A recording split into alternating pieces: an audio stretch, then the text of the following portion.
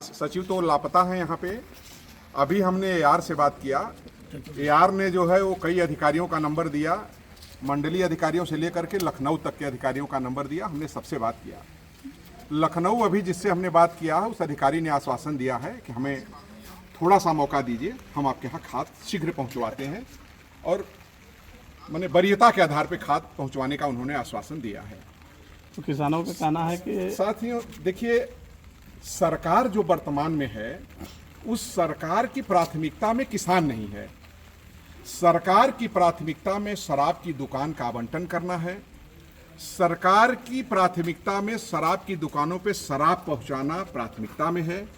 सरकार की प्राथमिकता ये है कि यहाँ के जो स्कूल है, प्राइमरी स्कूल जिसमें गरीबों के बच्चे पढ़ते हैं, वो बंद हो जाएं। खादी के लिए जनता तरस रही है, यही खेती का समय है। आप अभी मैं गया था एक शराब की दुकान पे, वहां शराब की कोई कमी नहीं है। आप समझिए 42 डिग्री 32 डिग्री न जाने कौन कौन डिग्री, लैला मजनू तमाम तरह की सरकार वहां मैंने शराब देखा कि बिक रही है, उसकी कोई कमी नहीं है। गांजा की कोई कमी नहीं है, जितना आप गांजा चाहेंगे मिल जाएगा। हीरोइन जितना चाहेंगे मिल जाएगा। आप जितना चाहेंगे उतना जो है वो मादक पदार्थ आपको मिल जाएगा। हम ये सवाल से सरकार से सवाल करना चाहते हैं कि अगर आप शराब उपलब्ध करा सकते हो प्राथमिकता पर, तो आप खाद क्यों नहीं उपलब्ध करा सकते?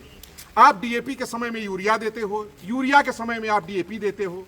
जनता का भला कैसे होगा? यही समय है जब किसानों को, जब रोपाई के समय में आप डीएपी नहीं दोगे तो बाद में डीएपी देकर क्या करोगे? क्या करेंगे डीएपी देकर के? किसान एकदम बेहाल है, किसान एकदम परेशान है। इतना फोन कर रहे हैं, इतना फोन कर रहे हैं। जनता ने जिसको प्रतिनिधि बनाया है वो बनारस भौतिक सुख का आनंद ले रहे हैं। उनकी जबान खुलती नहीं है जनहित के मुद्दे पर। वोट लेने के लिए आते हैं, उसके बाद वो बनारस निकल जाते हैं। जनता मर रही है कि जी रही है, वो अधिकारियों से बात भी नहीं करते। विधायक जो होता है वो 4 लाख जनता की आवाज होता है। विधायक की आवाज अगर सो गई तो 4 लाख जनता की आवाज सो गई। हम सरकार से मांग करते हैं कि अगर शीघ्र डीएपी यहाँ जो है नहीं पहुंचाई गई विधानसभा घोरावल जनपद सोनभद्र में, तो हम समाजवादी लोग इसके लिए आंदोलन करेंगे। किसानों को इस तरह विपक्षी नेता हैं मरने नहीं देंगे। उसके लिए हम लोगों को कुछ भी करना होगा, हम लोग करेंगे। सवाल यह है कि किसान की आमदनी दूना करने के नाम पर आए थे और किसानों का सत्यानाश करके बैठ गए। किसान के पास दूसरा कोई रास्ता नहीं है।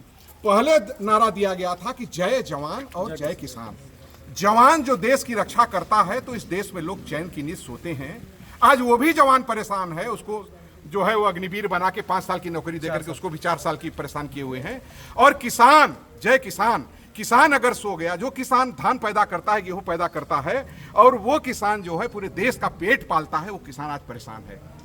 कहे थे कि आमदनी दूना करेंगे किसानों की, लेकिन जो आमदनी दूना करने के लिए अच्छे दिन लाने के लिए, तो भैया पुराने दिन लौटा दो।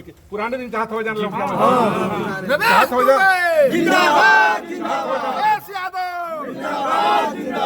तो पुराने दिन लौटा दीजिए भैया। हम आज यहाँ कर्मा पे इतनी बड़ी सोसाइटी, कितना बताया यहाँ पे, कितनी? 7,000 सदस्य हैं यहाँ, 1-2 सदस्य नहीं। जनपद सोनभद्र की सबसे बड़ी ये जो है ये सोसाइटी है जहां 7,000 किसान हैं। और 200 कितना आया है यहाँ? 400 बोरी एनपीके आया है ना? हाँ, एनपीके 400 बोरी आया है। अब बताइए 7,000 लोगों में वो 400 बोरी कैसे बिकेगी? ठीक है ना? ए भैया 5 किलो तो पहले से ही मसक दिए हो, अच्छा दिन का वादा करके 5 किलो तो कम कर दिए हो। 2-4-5 किलो मौका दे करके इसमें भी कम कर दो, लेकिन पहुंचा तो दो, कम से कम खेती तो हो जाए। इसलिए हम सरकार से का ध्यान, माननीय मुख्यमंत्री जी का ध्यान, माननीय कृषि मंत्री, मैं सेंट्रल से, मैं कृषि मंत्री उत्तर प्रदेश सरकार, और क्षेत्रीय नेता, क्षेत्रीय विधायक, मैं जिलाधिकारी का भी ध्यान, एआर साहब का ध्यान, सबका ध्यान आकृष्ट करा रहा हूं कि जल्द से जल्द विदिन वीक, 1 सप्ताह के अंदर, मैंने लखनऊ भी बात करके मिश्रा जी को कहा है, आशुतोष मिश्रा जी को जो आरएम है वहां, कि शीघ्र 1 सप्ताह के अंदर अगर यहाँ खाद उपलब्ध नहीं हुई तो हम लोग सड़क पे चक्का जाम करेंगे, सड़क पे धरना करेंगे, प्रदर्शन करेंगे, किसानों को बचाएंगे, किसानों को इस तरह मरने नहीं देंगे। जय हिंद, जय भारत, जय समाजवाद।